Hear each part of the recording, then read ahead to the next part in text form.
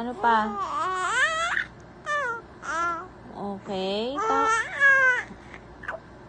Ang dami mo naman talagang kinento.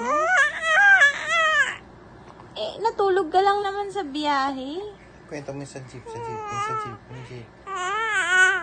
Oh? Oo, yung jeep na pasaway. Ka lang naman yun eh.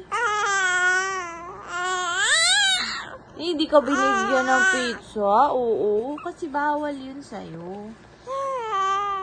Bawal yun sa little girl. Oo, bawal kasi yun eh. Oo. Hindi ka pa kasi kumain nun. Oo, tapos, di ba, umalis din tayo kanina. Oo. Suot-suot mo yung maganda mong shoes na white. Di ba? Di ba? Yung white shoes mo.